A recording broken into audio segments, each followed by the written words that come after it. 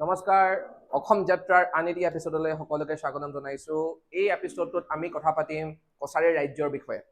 এতিয়া কছাৰী ৰাজ্যৰ বিষয়ে হয়তো মই আপোনালোকক আগতেও কৈছোঁ যেতিয়া আমি আহোমৰ বিষয়ে কথা পাতিছিলোঁ, কিন্তু এতিয়া আমি বিতংভাৱে কথা পাতিম। We will talk only about the Kachari kingdom. এতিয়া প্ৰথমতে আপোনালোকে জানিব লাগিব যে কছাৰীসকল আহোম অসমলৈ অহাৰ বহুত আগৰে পৰাই তেখেতসকলে ৰাজত্ব কৰি আছিল। খুব সম্ভৱ বুলিয়ে নহয়, তেখেতসকলে ৰাজত্ব কৰি আছিল। আৰু কছাৰী ৰাজ্য এখন মানে আহোম অহাৰ আগতে তেওঁলোকৰ ৰাজ্যখন বিৰাট ডাঙৰ আছিলে, আৰু তেওঁলোকৰ ৰাজ্যখন আৰম্ভ হৈছিল দিখৌ নৈ। দিখৌ নৈ ক'ত বয় আপোনালোকে জানেই, শিৱসাগৰ চহৰৰ মাজমজিয়াতে বয় দিখৌ নৈ। আৰু সেই দিখৌ নৈৰ পূবৰ ফালৰ পৰা মানে ইষ্টৰ ফালৰ ধৰক আপোনালোকে যদি কি বুলি কয় ডিব্ৰুগড়ৰ ফালেদি আহে তেনেহ'লে ৱেষ্ট হ'ব। দিখৌ নৈৰ ৱেষ্টৰ পৰা মানে দিখৌ নৈৰ পশ্চিমৰ পৰা আৰম্ভ হৈছিল তেওঁলোকৰ ৰাজ্যখন, আৰু একেবাৰে কি বুলি কয় স্প্ৰেড হৈ আছিল বা একেবাৰে বিস্তাৰ হৈ আছিল আমাৰ নগাঁৱলৈকে। ভাবক তেওঁলোকৰ ৰাজ্যখন কিমান ডাঙৰ। আৰু সেইকাৰণে মই চাউথ বেংক বুলি লিখিছোঁ। মই যে ইয়াত লিখিছোঁ কছাৰী কিংডম, ইয়াতে warriors of the south bank. চুতীয়াসকল যদি নৰ্থ বেংকত তেওঁলোকৰ বেছি ফ'কাছ আছিল, কছাৰীসকলৰ ফ'কাছ আছিল চাউথ বেংক। আৰু তাৰ ওপৰঞ্চি ব্ৰহ্মপুত্ৰ ভেলীটো তেওঁলোকৰ আধিপত্য আছিল, আৰু তাৰ ওপৰঞ্চি ধনশিৰি ভেলীটো তেওঁলোকৰ আধিপত্য আছিলে। আৰু সেই পাহাৰবিলাকো তেওঁলোকৰ আণ্ডাৰত আছিলে, যেনেকৈ ডিমা হাছাও। স্কলাৰসকলে এই পৰ্যন্ত কয় যে কাছাৰ ভেলীটো তেওঁলোকৰ আণ্ডাৰত আহি পৰিছিল এসময়ত। যি কি নহওক, আৰু কছাৰী বুলি ক'লে এতিয়া কছাৰী, এতিয়া চাওক কেইবাটাও বস্তু সোমাই আছে। কছাৰী কিংডম বুলি ক'লে বেলেগ বুজাব, আৰু কছাৰী শব্দটোৱে বেলেগ বুজায়। কছাৰী বুলি ক'লে এটা গোটেই ফেমিলি আহি পৰে, যেনেকৈ এটা ফেমিলিত কেইবাজনো সদস্য থাকিব পাৰে। চ' কছাৰী বুলি ক'লে কেইবাটাও জনগোষ্ঠী আহি পৰে, কেইবাটাও, যেনেকে বড়ো কছাৰীৰ পৰা আৰম্ভ কৰি Sonowal Kachari, Dimasa Kachari, Mech Kachari, Rabha Kachari, Tiwa Kachari, Thengal Kachari. So' I can go' on and on. বহুতে কয় কোচসকলো কছাৰী হয়, মেচ কছাৰী। চ' কছাৰী এটা বিৰাট ডাঙৰ গ্ৰুপ। কছাৰী এটা বিৰাট ডাঙৰ গ্ৰুপ। কিন্তু এতিয়া সেই আমি যোনখন ৰাজ্যৰ কথা পাতিছোঁ বা আমি যোনখন ৰাজ্যৰ কথা পাতিবলৈ ওলাইছোঁ, সেই ৰাজ্যখনৰ প্ৰতিষ্ঠাপক আছিল কোনটো জনগোষ্ঠী? ডিমাচা। এতিয়া আমি ডিমাচা কছাৰীসকলৰ কথা আমি পাতিম মেইনলি, কিন্তু আমি ডিমাচা কছাৰী বুলি নকয়, আমি কছাৰী বুলিয়ে কৈ থৈ দিওঁ।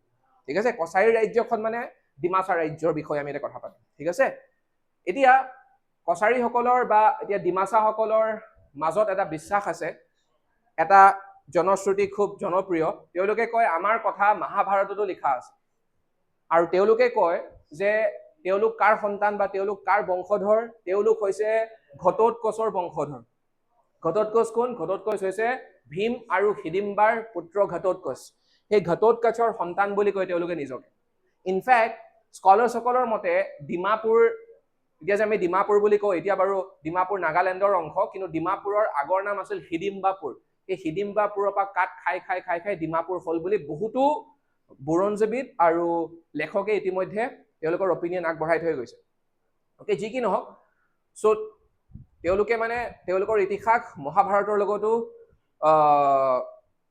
মিলাবলৈ চেষ্টা কৰে। কিন্তু এটা কথা মানে আজি আমি এটা কথা জানিব লাগিব, আজি বহুতে এইটোও ক'বলৈ লৈছে, কাৰণ মোৰ এটা উদ্দেশ্য হ'ল আপোনালোকক বেলেগ বেলেগ থিয়ৰী দিব লাগিব।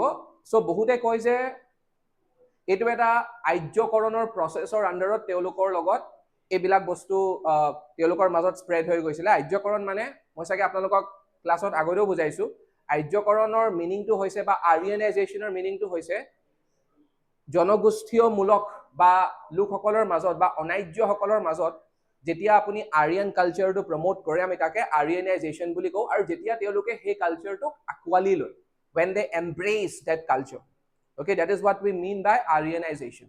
Anyway, যি কি নহওক, চ' তেওঁলোকৰ ট্ৰেডিশ্যনেল বিলিভছ হয় সেইবিলাক। এতিয়া আমি আটাইকেইজন কছাৰী ৰজাৰ নাম আমি জানিবও নালাগে, আৰু আমি নাজানো। সঁচা কথা ক'বলৈ গ'লে আমি জানিবও নালাগে আৰু আমি নাজানো। কিন্তু চুহুংমুং ৰজাৰ সময়ৰ পৰা আহোম আৰু কছাৰীসকলৰ, আৰু যদি আপোনালোকে মোক সোধে যে কছাৰীসকলৰ লগত আহোমৰ ফাৰ্ষ্ট সংস্পৰ্শ কেতিয়া হৈছিল, বহুত আগতে হৈ গৈছিলে। ঠিক আছে, ফাৰ্ষ্ট সংস্পৰ্শ বহুত আগতে হৈ গৈছিল। ইনফেক্ট চাওলুং চুকাফাৰ পিছত যোনজন ৰজা হৈছিল চুটিউফাৰ সময়ৰ পৰাই কছাৰী ৰাজ্যখন সৰু হ'ব ধৰিছিল ইনৱে। যেনেকৈ আমি জানো শিৱসাগৰত শিৱসাগৰৰ মাজমজিয়া যোনখন নৈ আছে সেইখনৰ নাম হ'ল দিখৌ। অলপ যদি আগবাঢ়ি যায় গৌৰীসাগৰ বুলি আমি যোনখিনি অঞ্চলক কওঁ, গৌৰীসাগৰ অঞ্চলখিনি পাৰ হৈ আপোনালোকে পাব নামদাং। নামদাঙৰ শিলৰ সাঁকো দেখিবলৈ ধুনীয়া বুলি কৈছে। চ' নামদাং এতিয়া অৱশ্যে লেতেৰা হৈ আছে কাৰণ তাত এতিয়া কাম চলি আছে, ৰাস্তা ঘাট বনাই আছে। এনিৱে, চ' সেই নামদাং এতিয়া একেবাৰে শুকান, এতিয়া তাত একো নাই। আপোনালোকে ভাবিব নামদাঙৰ শিলৰ সাঁকোৰ কি কাম আছিলে, কিন্তু এসময়ত কাম আছিলে কাৰণ তাত তলত এখন নৈ আছিলে, সেই নৈখনৰ নামে নামদাং।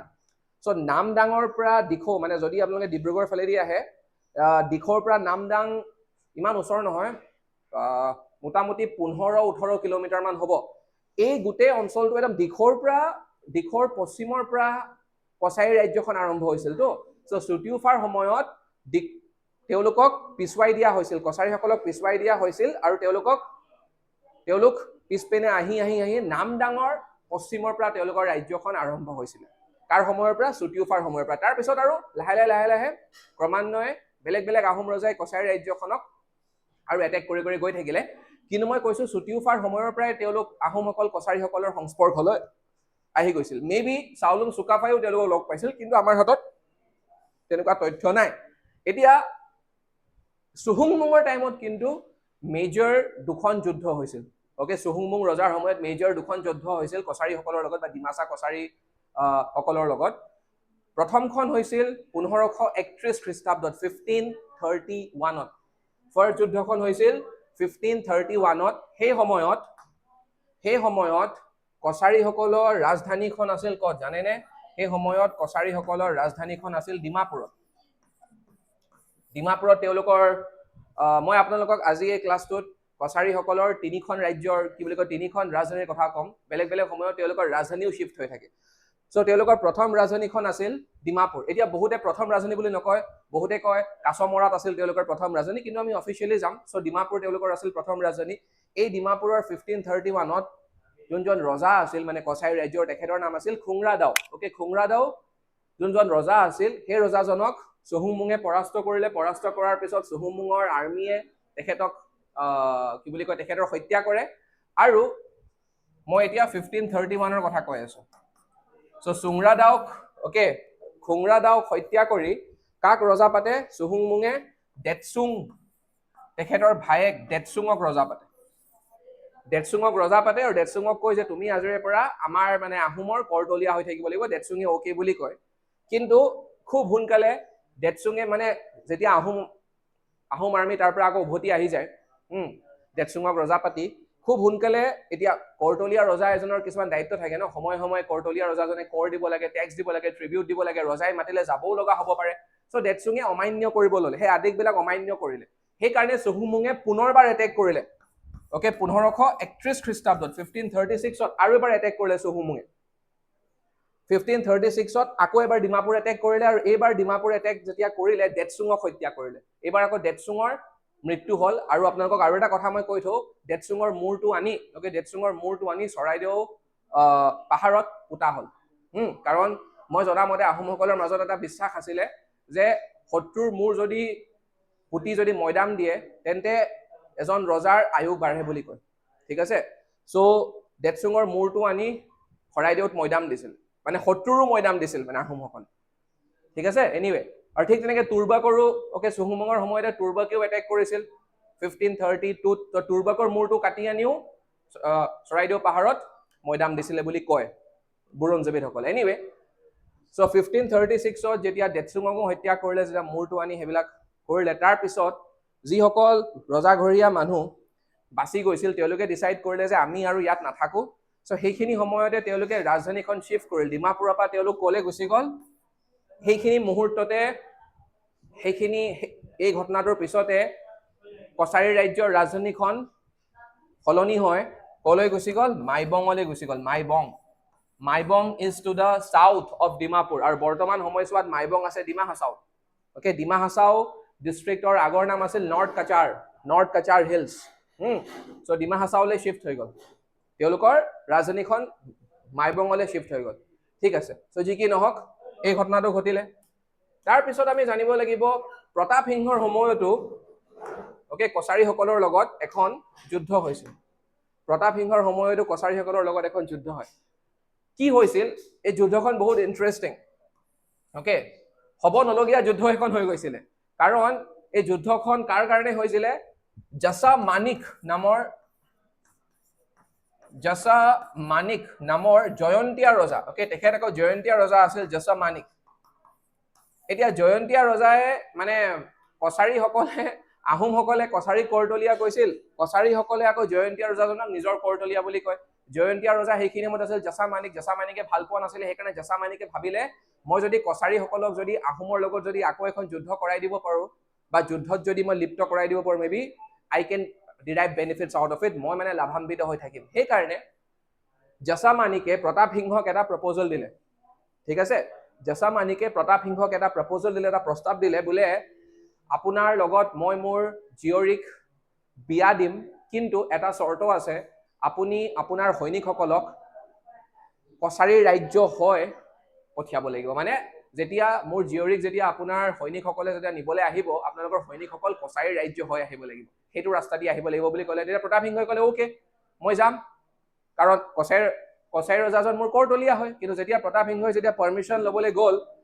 কছাৰী ৰজাজনৰ পৰা যেতিয়া কছাৰী ৰজাজনক গৈ ক'লে পাৰ্মিশ্যন নহয় একচুৱেলি নিয়ম মতে দিব লাগিছিল কছাৰী ৰজাজনে কাৰণ তেখেত কৰতলীয়াহে আছিল চ' প্ৰতাপ সিংহই ভাবিলে মোকনো এনেও কিয় ৰখাব তেওঁলোকে কিন্তু কছাৰী ৰজাজনে প্ৰতাপ সিংহক পাৰ্মিশ্যন নিদিলে আৰু সেই সময়ৰ কছাৰী ৰজাজনৰ নাম কি আছিলে কছাৰী ৰজাজনৰ নাম আছিলে প্ৰতাপ ওকে জছা নাৰায়ণ ওকে জছা নাৰায়ণ আছিলে কছাৰী ৰজাজনৰ নাম এতিয়া নামতো কিছুমান আপোনালোকে চাগে মন কৰিছে আগৰ কছাৰী ৰজাবিলাকৰ নাম আছিল ডেটচুং ঠিক আছে এতিয়া কিন্তু নামবিলাক হৈ গ'ল জছা নাৰায়ণ তাৰমানে আমি ক'ব পাৰো যে আমি এনেকুৱা এটা সময়ৰ কথা পাতিছো যোনটো সময়লৈকে বা যোনটো সময়ত গৈ বা যোনটো পৰ্যায়ত তেওঁলোক মেবি তেওঁলোকৰ ৰাজ্যকৰণ হৈ গৈছিল চ' জছা নাৰায়ণ আছিল কছাৰী ৰজা তেখেতো বহুত শক্তিশালী আছিলে এতিয়া কথাটো এনেকুৱা ধৰণৰ যেতিয়া জছা নাৰায়ণে অনুমতি নিদিলে যে মই মোৰ ৰাজ্য হৈ আপোনালোকক যাবলৈ নিদিওঁ তেতিয়া প্ৰতাপ সিংহই এটা আৰ্মি পঠিয়ালে ঠিক আছে চ' প্ৰতাপ সিংহই এটা আৰ্মি পঠিয়ালে কোৱা হয় যে সেই আৰ্মিটোৱে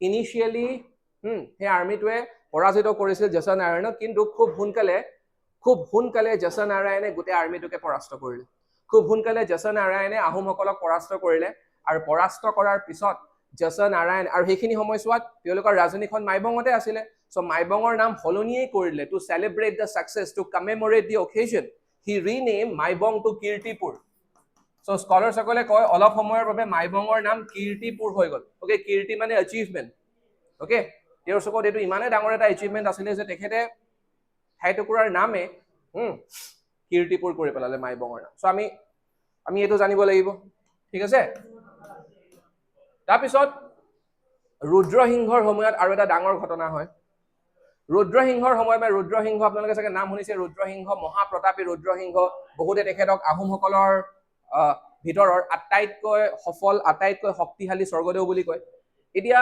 ৰুদ্ৰসিংহৰ সময়ত